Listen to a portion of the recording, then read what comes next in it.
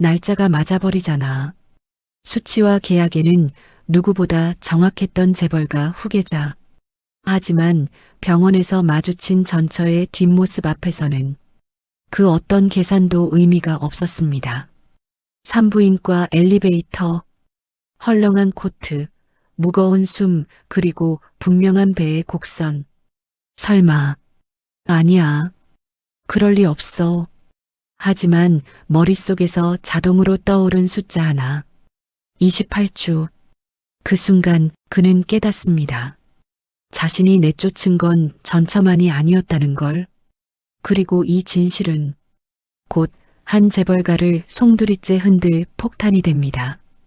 영상 시작 전 채널 구독해 주시면 재밌는 영상을 가장 먼저 받아볼 수 있습니다. 그럼 오늘의 사연 시작합니다. 대학병원 VIP 센터 로비는 고요했습니다. 강진혁은 위 검사 결과지를 받아든 채 깊은 한숨을 내쉬었습니다. 이놈의 몸이 말을 안 듣네. 약 먹으라는 말도 귀에 안 들어오더니 결국 또 이 꼴이군. 또 악화됐네. 진혁은 결과지를 접어 정장 주머니에 넣으며 중얼거렸습니다. 그룹 후계자라는 무게가 그의 위벽을 갉아먹고 있었습니다. 회장님 아들답게 살라고 했지. 아프다고 쉴 수도 없고 참 인생이란 게. 로비를 가로질러 나가려던 순간 익숙한 실루엣이 시야에 들어왔습니다. 잠깐만. 진혁의 발걸음이 멈췄습니다. 산부인과 방향 엘리베이터로 향하는 여자의 뒷모습을 보고 숨이 막혔습니다. 초췌한 얼굴, 헐렁한 코트 아래로 불룩하게 솟은 배. 설마, 아니야. 내가 헛것을 본 거겠지. 여기가 어디야, 병원이잖아. 서윤인가? 진혁이 눈을 비비며 다시 보았습니다. 분명했습니다. 3개월 전 자신이 냉정하게 내쫓은 전처 한서윤이었습니다. 한서윤. 아니, 저럴 리가 없어. 배가 저렇게 나올 시기가 아닌데. 설마 말도 안 돼. 서윤은 엘리베이터 앞에서 잠시 멈춰 섰습니다. 배를 감싸며 천천히 심호흡을 하는 모습이 진혁의 가슴을 콱 막았습니다. 저렇게 힘들어 보인 적이 있었나?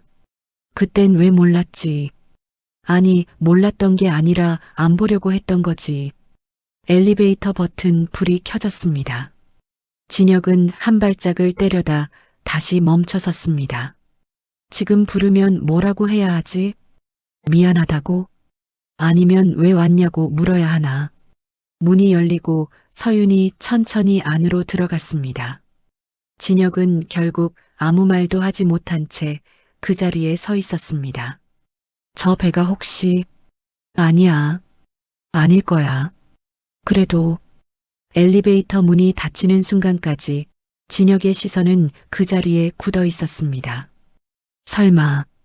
진혁이 떨리는 손으로 휴대폰을 꺼냈습니다. 아니야, 침착하자. 확인부터 하면 돼. 최 비서. 네, 상무님. 지금 어디야? 일단 묻지 말고 지금 당장 병원으로 와. 지금 당장 병원에 와. 그리고 한서윤이 오늘 예약한 진료 과목과 담당 의사를 조사해. 진혁이 목소리를 낮추며 명령했습니다. 다른 사람 귀에 들어가면 안 돼. 아무도 모르게 처리해. 한서윤 씨 말입니까? 그래. 그 여자. 내 전처. 극비리에 처리하고.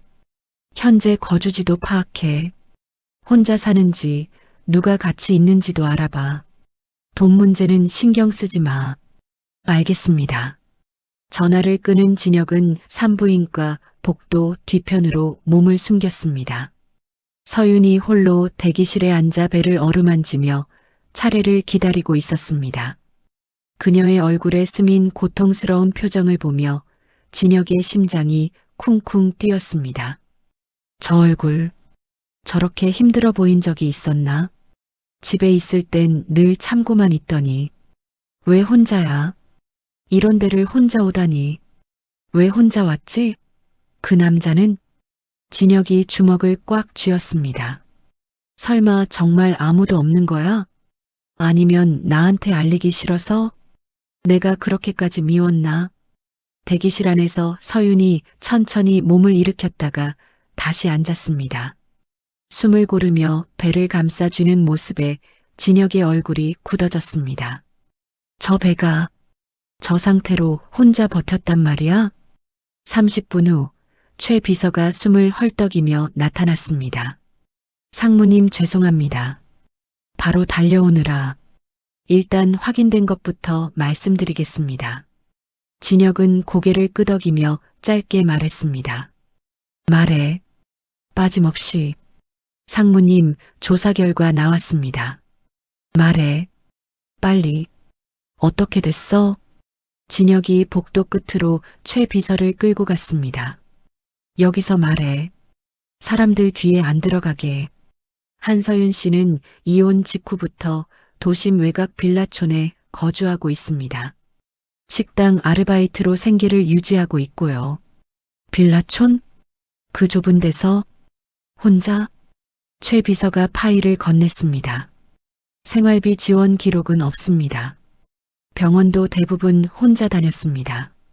진혁이 서류를 넘기다 손을 멈췄습니다. 이거, 여기 날짜가, 임신 주수는 몇 주야? 정확히 말해. 28주입니다. 진혁의 얼굴이 하얗게 변했습니다. 28주? 지금 몇 달이야 그게? 7달이잖아. 28주라고? 다시 말해. 틀린 거 아니야? 네. 이혼 서류 접수 훨씬 이전부터 이미 최 비서가 말을 잇지 못했습니다. 이미 임신 상태였습니다. 날짜상 다른 가능성은 없습니다. 진혁은 벽에 등을 기댔습니다. 계산이 빠르게 돌아갔습니다. 그럼 그때 집 나가기 전부터 그런데 나는 내 아이야. 내 아이야. 틀림없어. 그런데 나는 진혁이 떨리는 목소리로 중얼거렸습니다. 아프다고 쫓아내고 짐 싸라고 소리치고 그 배를 안고 나가게 만들었어. 그의 숨이 거칠어졌습니다. 최 비서, 저 여자, 아니 서윤이 지금 어디야? 그런데 왜 말하지 않았을까요? 최 비서가 조심스럽게 물었습니다. 상무님께 알렸다면 이렇게까지 혼자 버티지는 않았을 텐데요. 오유라가 가져온 그 사진들 다시 조사해. 진혁이 이를 악물며 말했습니다. 그때 내가 너무 성급했어. 사진만 보고 믿어버렸지. 사람 말은 하나도 안 듣고. 어떤 사진들 말씀이십니까? 서윤이 바람 피웠다는 증거라고 내민 것들.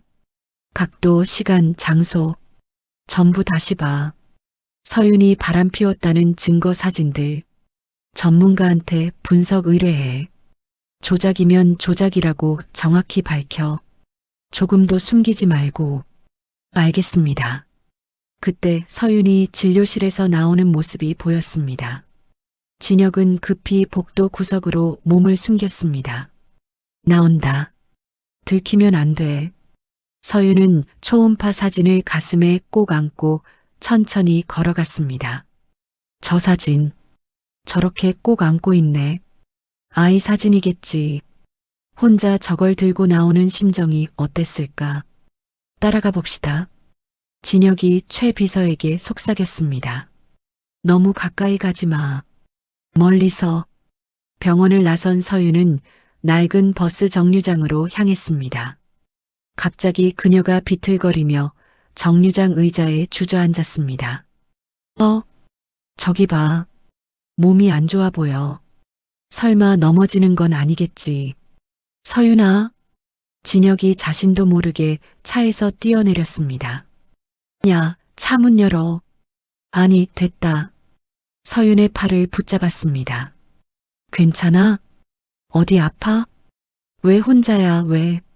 서윤이 놀란 눈으로 고개를 들었습니다. 상무님? 여긴 왜? 진혁의 손이 떨렸습니다. 미안해. 일단 앉아. 말은 나중에 하자. 놔줘. 손 치워. 당장 놔. 서윤이 진혁의 손을 거세게 뿌리쳤습니다. 그녀의 눈에는 짐승을 보는 듯한 혐오가 가득했습니다. 왜 따라와? 사람 인생을 이렇게 망쳐놓고 왜 여기 있어? 나한테 뭘 더 원하는 거야? 서윤이 떨리는 목소리로 소리쳤습니다. 이제 와서 무슨 자격으로? 이미 다 끝났. 내 인생에서 꺼져. 서윤아, 아기가. 아기. 지금 그 말을 입에 올려? 닥쳐. 내 일에 상관하지 마. 당신 때문에 여기까지 온 거야. 당신 때문에 혼자 버텼어. 이제 와서 관심 있는 척 하지 마. 서윤이 만원 버스에 몸을 맡겼습니다. 기사님, 문 닫아주세요. 빨리 가요. 버스 문이 닫히며 서윤의 얼굴이 유리창 너머로 멀어졌습니다. 진혁은 멍하니 그 자리에 서 있었습니다. 진혁은 그녀가 떨어뜨린 낡은 초음파 사진을 주워들었습니다. 사진 속 작은 생명을 보며 가슴이 미어지듯 아팠습니다. 이게 우리 아이야? 이렇게 작았어? 내 아이구나. 그런데 난 그걸 몰랐고, 알려고도 안 했고, 진혁이 무릎에 힘이 빠져 주저앉았습니다. 초음파 사진을 가슴에 꼭 안고 오열에 가까운 한숨을 토해냈습니다. 미안하다. 정말 미안하다. 아빠가 너무 늦었다. 상무님, 일어나세요. 최 비서가 진혁을 부축했습니다. 사람들 보고 있습니다. 일단 여기서 벗어나셔야 합니다. 지금은 나 뭔 짓을 한 거야?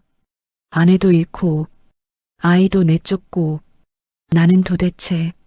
진혁은 초음파 사진을 다시 꼭 쥐었습니다. 반드시 찾을 거야.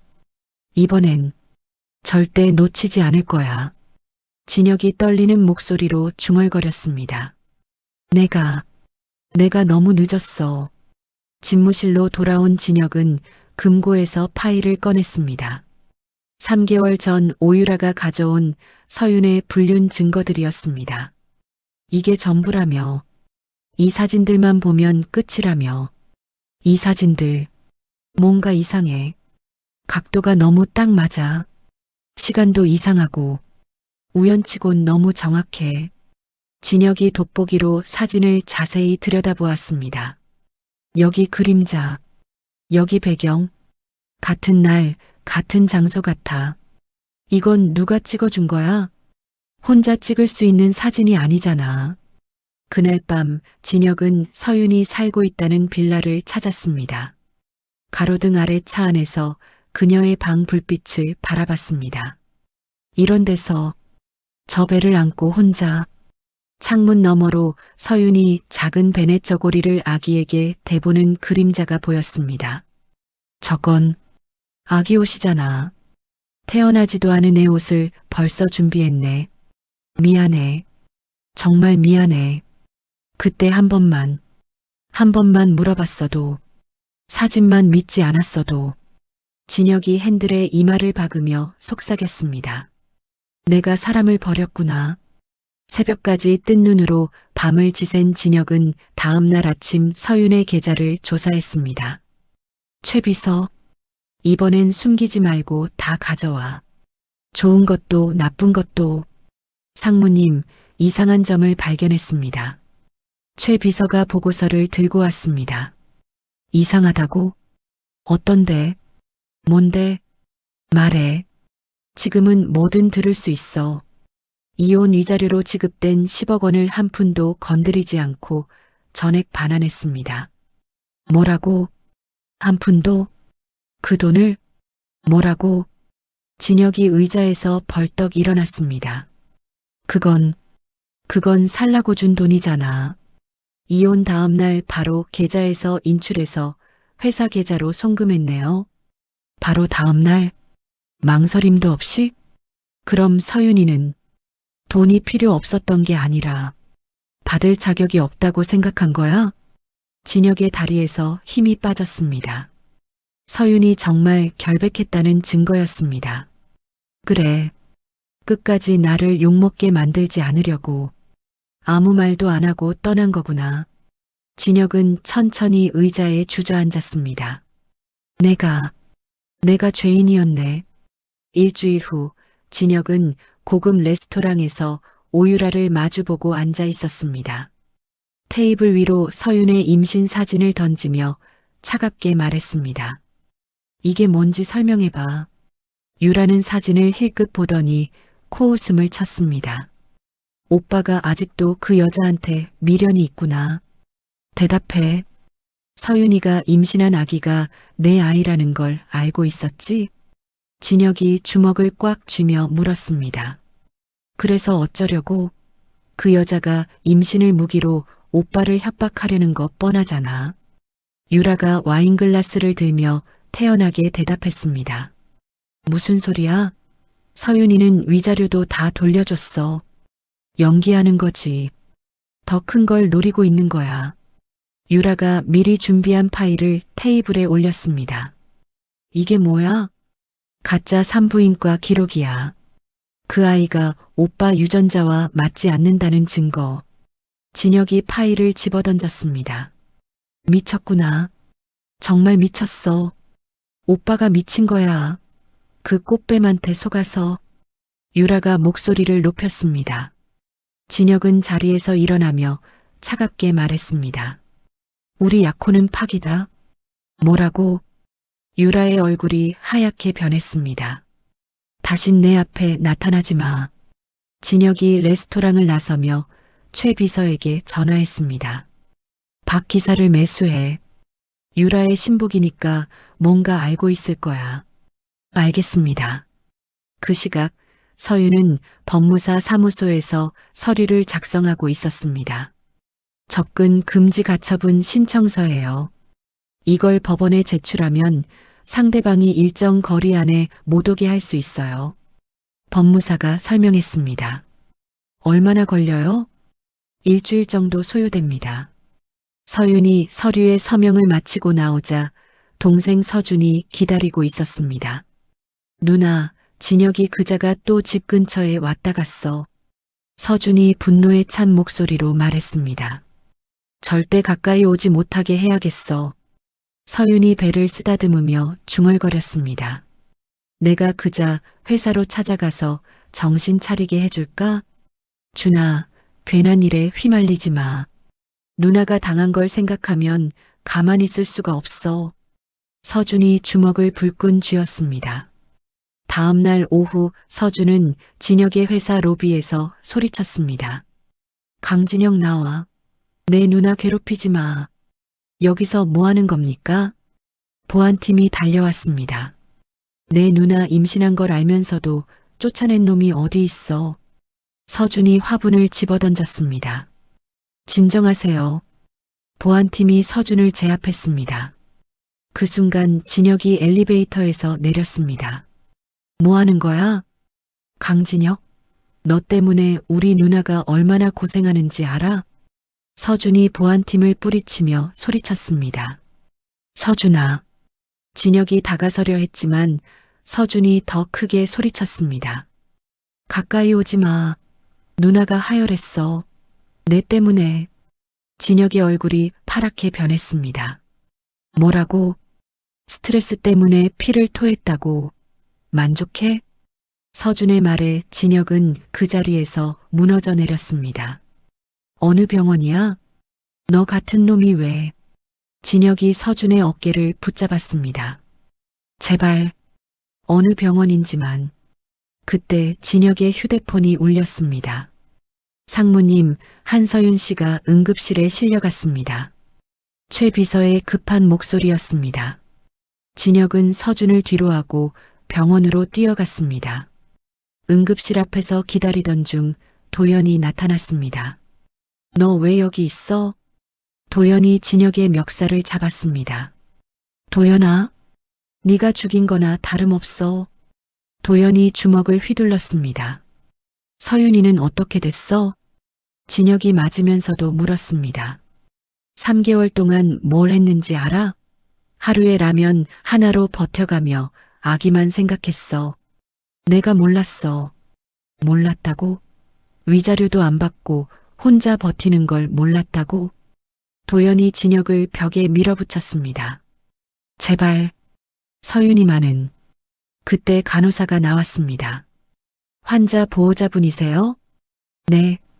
진혁과 도연이 동시에 대답했습니다. 다행히 큰 문제 없어요.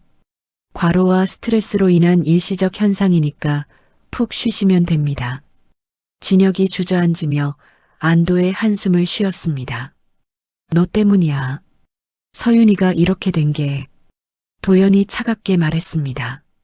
그날 밤 유라는 인터넷에 서윤을 비방하는 글을 올렸습니다.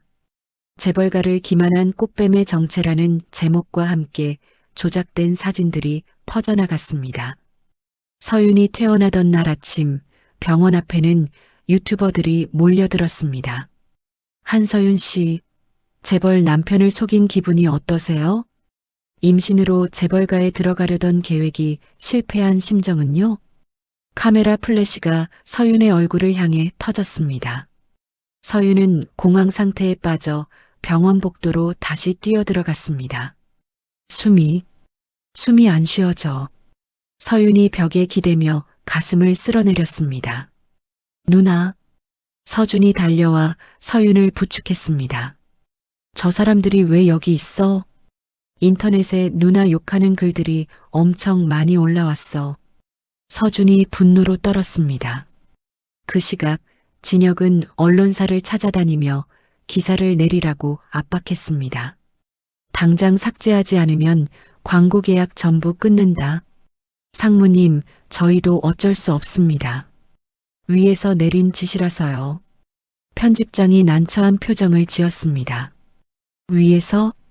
오 회장님이 직접 연락하셨거든요. 진혁의 얼굴이 굳어졌습니다. 오 회장이? 네. 건드리면 안 되는 기사라고 하시더라고요. 진혁이 주먹을 꽉 쥐었습니다. 한편 그 시각 서윤은 도연의 도움으로 병원 뒷문을 통해 빠져나왔습니다. 지방으로 가야겠어. 서윤이 떨리는 목소리로 말했습니다. 어디로? 연고 없는 곳. 아무도 모르는 곳으로. 내가 알아볼게. 도연이 서윤의 어깨를 감쌌습니다.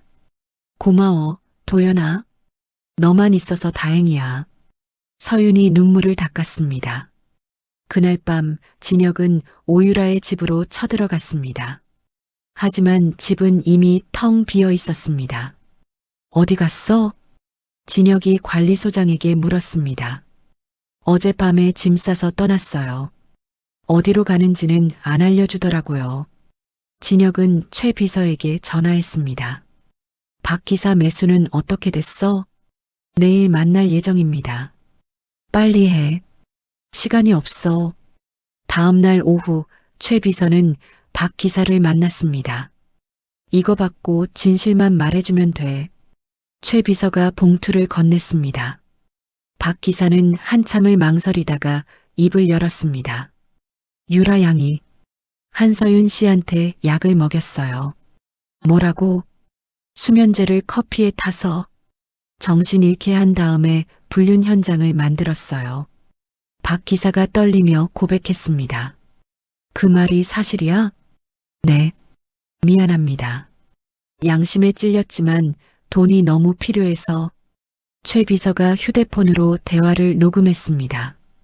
이 얘기 다른 사람한테도 해줄 수 있어? 네. 이제 그만 끝내고 싶어요. 한편 그 시각 서윤은 지방의 한 요양원에 도착했습니다. 여기서 좀 쉬게 해주세요. 서윤이 원장에게 부탁했습니다. 물론이죠. 조용한 곳이라 휴식하기 좋을 거예요. 고맙습니다.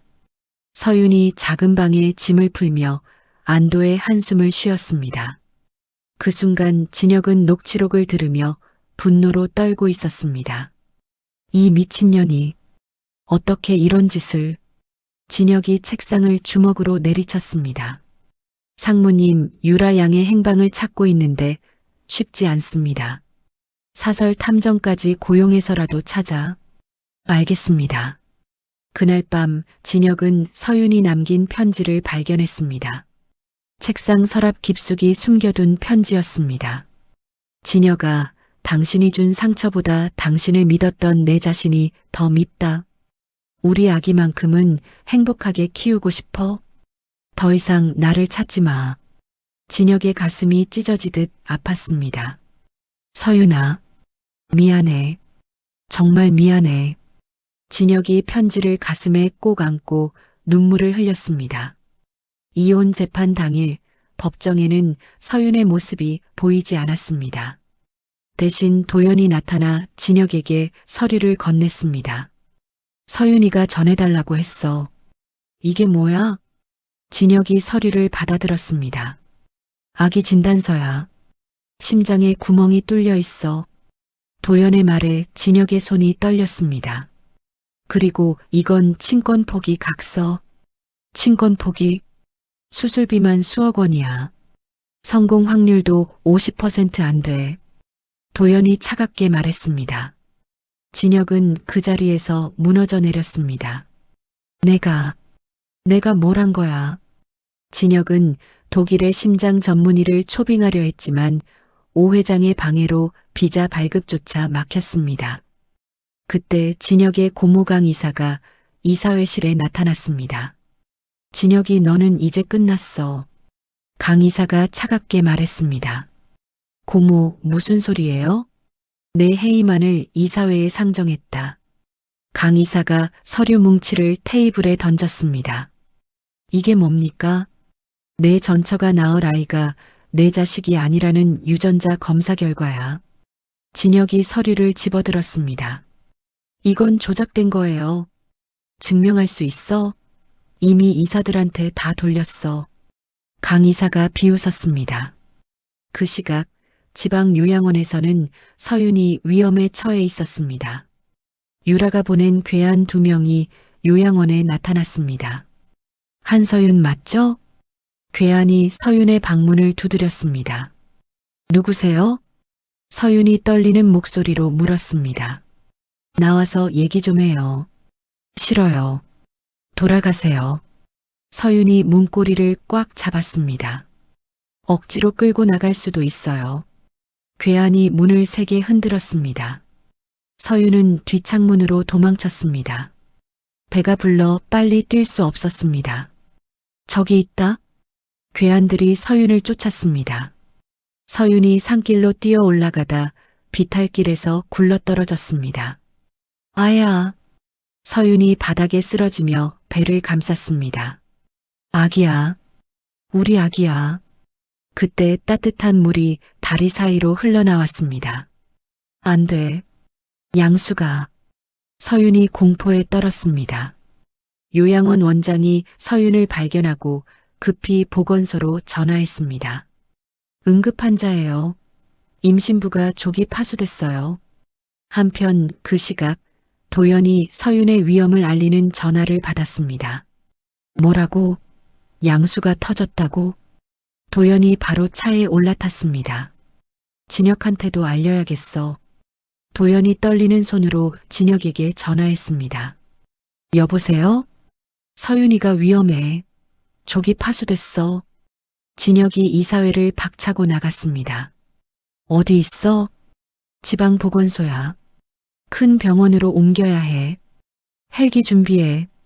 진혁이 최 비서에게 소리쳤습니다. 상무님, 기상 악화로 헬기 이륙이 금지됐습니다. 그럼 차로 가야겠어. 진혁이 자신의 차 키를 집어들었습니다.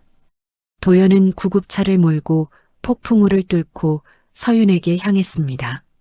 서윤아, 조금만 기다려. 도연이 와이퍼를 빠르게 돌리며 운전했습니다. 그때 유라가 시킨 박 기사가 도로에 못을 뿌렸습니다. 펑! 구급차 타이어가 펑크 났습니다. 젠장! 도연이 차를 갓길에 세웠습니다. 그 순간 진혁의 차가 나타났습니다. 도연아! 진혁이 차에서 뛰어내렸습니다. 서윤이를 내 차로 옮겨. 두 사람이 서윤을 조심스럽게 옮겼습니다. 진혁아. 서윤이 희미한 의식으로 진혁의 손을 잡았습니다. 괜찮아. 다 괜찮을 거야. 진혁이 서윤의 손을 꽉 쥐었습니다. 우리 아기, 제발 살려줘. 서윤이 신음하며 부탁했습니다. 약속할게. 반드시 살릴게. 진혁이 눈물을 흘리며 대답했습니다. 병원으로 향하는 길, 유라가 고용한 트럭이 뒤쫓아왔습니다. 빰, 빰. 트럭이 경적을 울리며 진혁의 차를 들이받았습니다. 이 미친. 진혁이 핸들을 꽉 잡았습니다. 트럭이 다시 들이받으려는 순간 진혁이 가드레일로 핸들을 돌렸습니다. 쾅! 차가 가드레일과 충돌했지만 서윤이 탄 뒷좌석은 무사했습니다. 진혁의 이마에서 피가 흘렀습니다. 서윤아, 괜찮아? 진혁아, 고마워. 서윤이 희미하게 대답했습니다. 병원 입구에 도착한 진혁은 피투성이가 된 채 서윤을 안고 응급실로 뛰어들어갔습니다. 도와주세요. 족이 파수된 임신부예요. 의료진이 달려와 서윤을 침대에 눕혔습니다. 수술실로 이송하겠습니다. 간호사가 진혁에게 말했습니다. 진혁은 복도에 주저앉아 하늘을 올려다봤습니다. 제발, 서윤이와 아기만은. 수술실 앞에서 기다리던 진혁에게 한 간호사가 다가왔습니다. 보호자분이세요? 네, 제가 남편입니다. 진혁이 떨리는 목소리로 대답했습니다. 산모는 무사해요. 하지만 아기는 인큐베이터에서 집중 치료가 필요합니다. 아기는 괜찮을까요? 최선을 다하겠습니다. 간호사가 위로하듯 말했습니다. 그때 서윤의 고교 동창 미나리가 휴대폰 라이브 방송을 켰습니다. 여러분, 지금부터 충격적인 진실을 공개하겠어요. 미나리가 화면을 향해 말했습니다. 한서윤은 불륜녀가 아니에요. 모든 게 조작이었어요. 미나리가 카페 영수증과 유라의 협박 문자 캡처를 보여줬습니다. 서윤이가 외도했다는 그 시간에 저랑 함께 카페에 있었어요. 여기 증거가 있어요. 댓글창이 폭발했습니다. 진짜였구나. 오유라 완전 나쁜 년이네. 한서윤 씨 불쌍해. 순식간에 여론이 뒤바뀌었습니다. 한편 수술을 마친 서윤이 의식을 되찾았습니다. 아기, 우리 아기는? 서윤이 간호사에게 물었습니다. 인큐베이터에 있어요. 아빠가 계속 지켜보고 계시거든요. 그때 진혁이 병실 문을 열고 들어왔습니다. 팔에 붕대를 감고 이마에는 반창고를 붙인 채였습니다. 서윤아. 진혁이 조심스럽게 다가갔습니다. 왜 여기 있어? 서윤이 고개를 돌렸습니다. 미안해. 정말 미안해. 진혁이 무릎을 꿇고 앉았습니다. 내가 당신과 우리 아이의 인생을 망칠 뻔했어. 일어서요. 서윤이 차갑게 말했습니다. 용서해줘. 한 번만 기회를 줘. 진혁이 눈물을 흘렸습니다. 기회요? 당신이 저한테 기회를 줬나요? 서윤의 목소리에 분노가 섞였습니다. 그때 도연이 들어왔습니다. 서윤아, 아기 상태 좋아졌어. 정말? 서윤의 얼굴이 환해졌습니다. 독일 의료진이 급히 입국했어. 수술 가능하다고 해. 도연이 미소 지었습니다. 어떻게? 서윤이 놀라며 물었습니다. 진혁이 개인적으로 초빙한 거야. 도연이 진혁을 바라봤습니다. 진짜예요? 서윤이 진혁을 쳐다봤습니다. 아기를 살리고 싶어서 내가 할 수 있는 건 다 했어. 진혁이 진심 어린 목소리로 말했습니다. 그날 밤 박 기사가 경찰서에 자수했습니다. 오유라의 지시로 모든 걸 했습니다. 박 기사가 녹취록을 경찰에 제출했습니다. 한서윤 씨에게 수면제를 탄 커피를 먹였고 가짜 불륜 현장을 만들었어요. 경찰이 즉시 유라에 대한 체포영장을 발부했습니다. 다음 날 아침 서윤이 눈을 뜨자 진혁이 의자에서 잠들어 있었습니다. 그의 수척한 얼굴을 보며 서윤은 복잡한 감정이 들었습니다. 깨셨어요? 간호사가 들어왔습니다. 네. 저분은 언제부터 거기 계셨어요? 밤새 계셨어요. 아기 수혈할 때도 자기 피를 제공하셨거든요. 서윤이 진혁의 얼굴을 다시 보았습니다.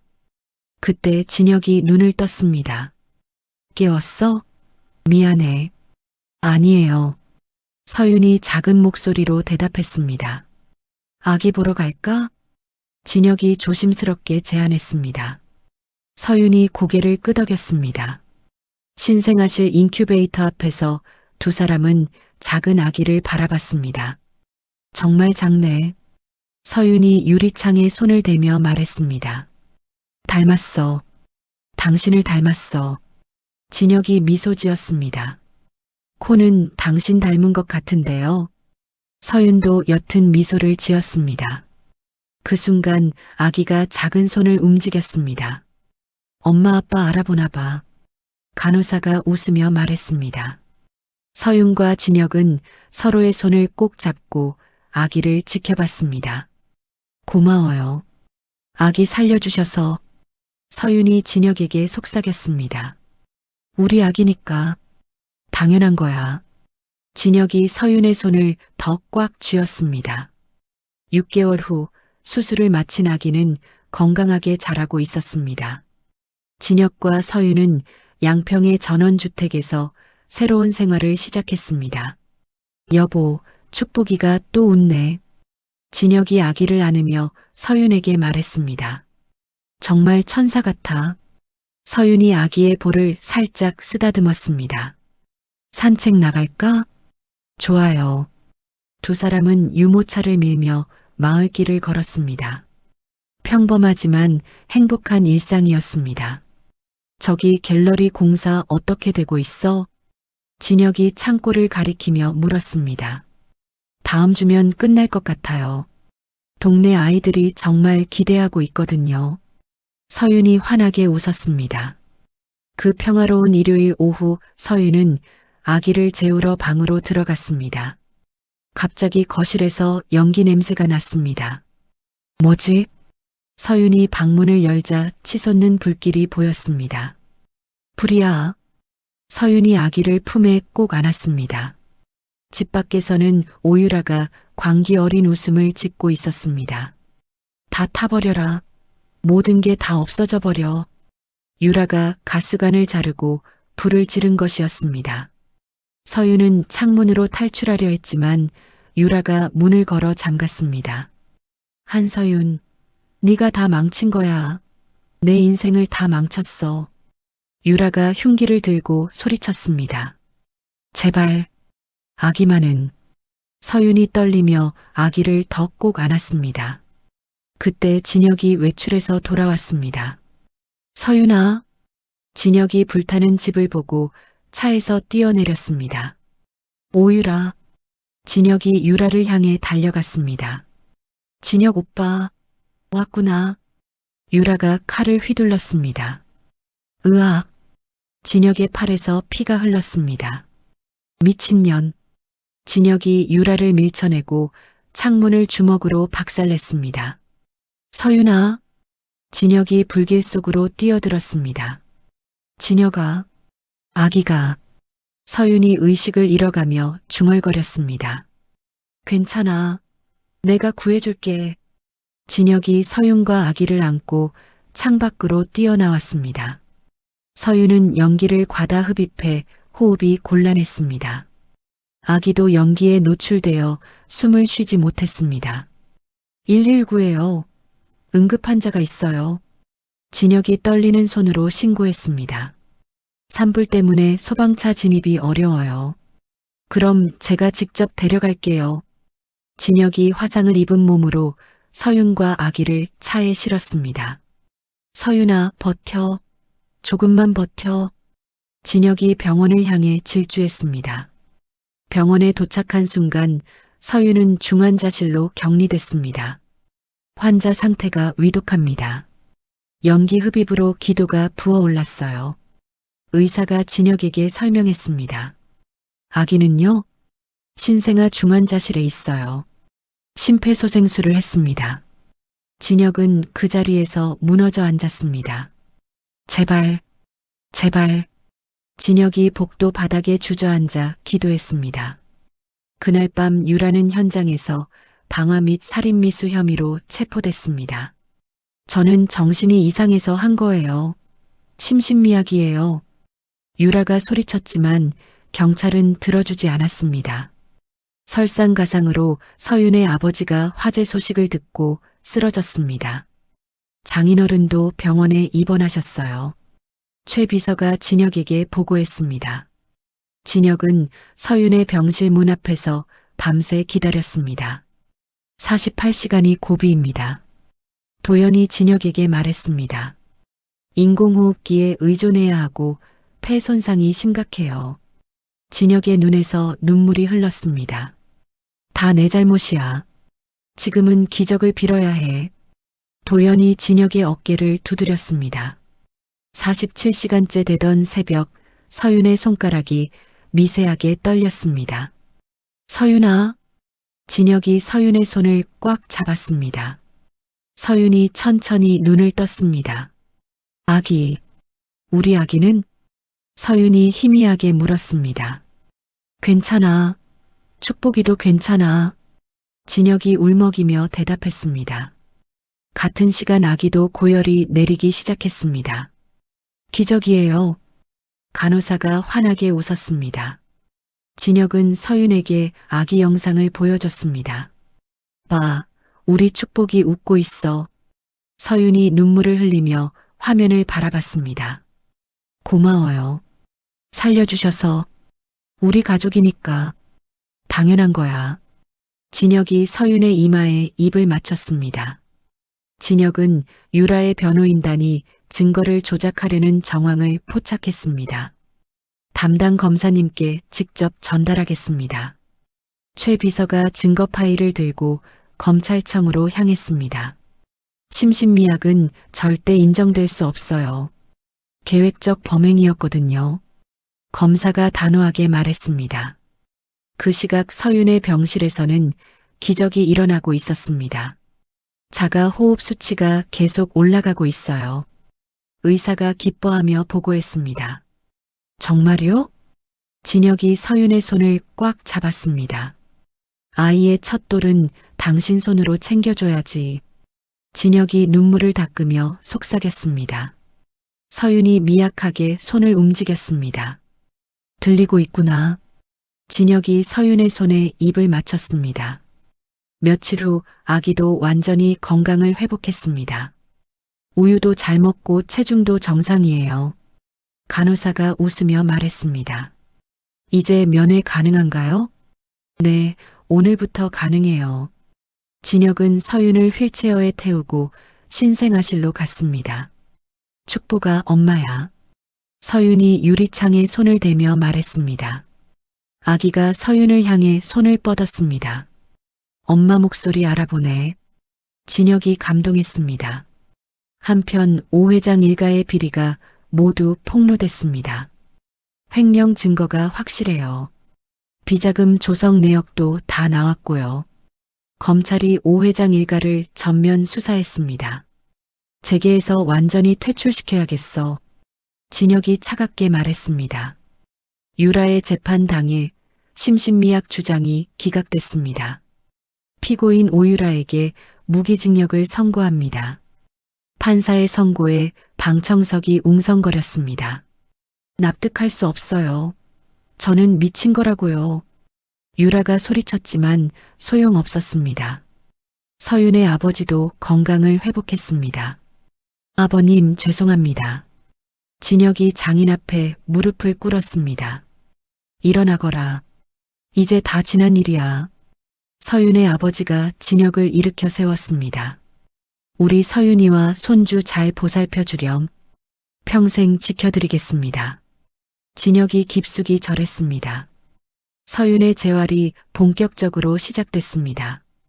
진혁은 병원 VIP 병동 전체를 재활센터로 개조했습니다. 이 정도까지 하실 필요 없어요. 서윤이 미안해했습니다. 당신을 위해서라면 뭐든지 해.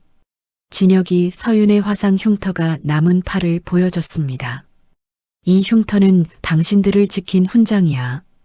서윤의 마음이 뭉클했습니다. 정말 바보 같아요. 바보라도 좋아. 당신 바보니까. 진혁이 웃으며 대답했습니다. 회사 주주들은 오히려 진혁을 지지한다는 성명을 발표했습니다. 위기관리 능력이 뛰어나십니다. 가족을 지키는 모습이 감동적이었어요. 주가는 사상 최고치를 경신했습니다. 도연은 서윤의 완치 판정을 내렸습니다. 이제 내 역할은 끝났어. 도연이 미소 지었습니다. 고마웠어, 도연아. 진혁이 도연과 악수했습니다. 서윤이 잘 부탁해. 물론이지. 진혁은 타버린 양평집 대신 그 땅을 어린이 도서관으로 기부했습니다. 새로운 보금자리를 마련했어. 어디요? 바다가 보이는 곳. 당신이 좋아하던 그런 곳. 서윤이 환하게 웃었습니다. 퇴원하는 날 병원 앞에는 시민들이 몰려들었습니다. 서윤 씨 응원해요. 행복하세요. 서윤은 더 이상 숨지 않고 당당하게 미소 지었습니다. 진혁이 서윤과 아기를 품에 안고 병원 문을 나섰습니다. 이제 정말 새로운 시작이야. 네, 함께해요. 서윤이 진혁의 어깨에 기댔습니다. 하늘에는 따뜻한 햇살이 비추고 있었습니다. 1년 후 축복이의 두 번째 생일을 맞아 새집 정원에서 파티가 열렸습니다. 축복아, 생일 축하해. 서윤이 아기를 안으며 웃었습니다. 진혁은 이제 정장 대신 편안한 셔츠가 더 어울리는 아빠가 되었습니다. 여보, 케이크 촛불 끄게 도와줄까? 축복이가 혼자 할 수 있을 것 같은데요. 두 사람은 아기와 함께 촛불을 불었습니다. 서윤과 아기의 숲 전시회 준비는 어때? 도연이 다가와 물었습니다. 다음 주에 개막해요. 오실 거죠? 당연하지. 서윤은 이제 유명한 미술치료사가 되었습니다. 3,000평 정원의 치유미술관을 만들어 많은 사람들을 돕고 있었습니다. 누나, 그림 정말 멋져요. 서준이 전시작품을 보며 감탄했습니다. 메인 작품은 3개월 전 병원에서 절망에 빠진 진혁의 모습과 현재 웃고 있는 모습을 대비한 것이었습니다. 이 작품 제목이 뭐예요? 관람객이 물었습니다. 희망이에요. 서윤이 미소 지으며 대답했습니다. 전시회 개막식에서 진혁이 연설했습니다. 가장 큰 분은 통장 잔고가 아니라 제 아내와 아이의 웃음소리입니다. 박수가 우렁차게 터졌습니다. 저희 이야기가 상처받은 많은 분들에게 희망이 됐으면 좋겠어요. 서윤이 마이크를 이어받았습니다. 이들의 유튜브 채널은 구독자 500만 명을 돌파했습니다.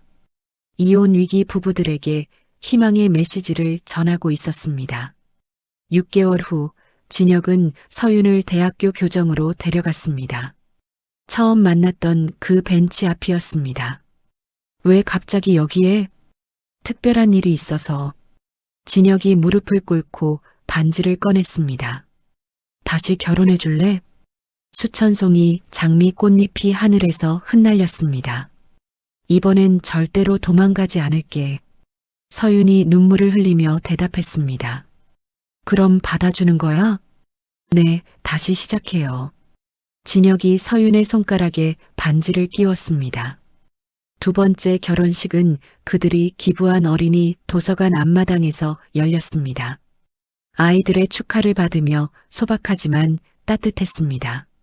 서윤아, 행복하니? 너무 행복해서 꿈인 것 같아요. 꿈이 아니야. 이게 현실이야. 진혁이 서윤을 꼭 안았습니다. 도연이 신랑 측 증인으로 섰습니다. 축복해, 친구야. 고마워, 도연아. 서준도 이제 진혁을 형님이라 불렀습니다. 형님, 누나 잘 부탁드려요. 당연하지, 처남. 신혼여행 대신 세 가족은 서윤이 숨어 지냈던 어촌 마을을 찾았습니다. 그때 도움을 준 할머니에게 보답하기 위해서였습니다. 할머니, 그때 정말 고마웠어요. 아이고, 이렇게 행복해졌구나. 할머니가 축복이를 안아주었습니다. 바다를 바라보며 서윤이 말했습니다. 그때 병원에서 당신을 마주치지 않았다면 지금의 이 행복도 없었을 거예요. 서윤이 진혁의 손등에 입을 맞췄습니다. 진혁은 축복이를 목말 태우고 수평선을 바라봤습니다. 자신이 지켜낸 이 가정이 세상에서 가장 소중했습니다. 사랑은 상처를 덮는 것이 아니라 함께 치유해 나가는 거구나. 진혁이 중얼거렸습니다. 세 사람의 그림자가 모래사장에 길게 늘어졌습니다. 시간이 흘러 중년이 된 진혁과 서윤이 성인이 된 축복이의 결혼식장에 손을 잡고 입장했습니다. 아빠, 엄마 고마워요. 축복이가 두 사람을 꼭 안았습니다. 우리가 더 고마워. 진혁과 서윤이 동시에 대답했습니다. 그들의 사랑은 영원한 해피엔딩으로 막을 내렸습니다. 강진혁과 한서윤의 이야기가 이렇게 막을 내렸습니다. 오해와 배신으로 시작된 두 사람의 아픈 이별은 진실과 용서를 통해 더욱 단단한 사랑으로 다시 태어났습니다. 때로는 인생의 가장 큰 시련이 우리에게 진정한 사랑의 의미를 깨닫게 해주는 법입니다. 진혁이 서윤에게 상처를 주었던 것처럼 우리 모두는 살아가면서 사랑하는 사람에게 실수를 저지르기도 합니다.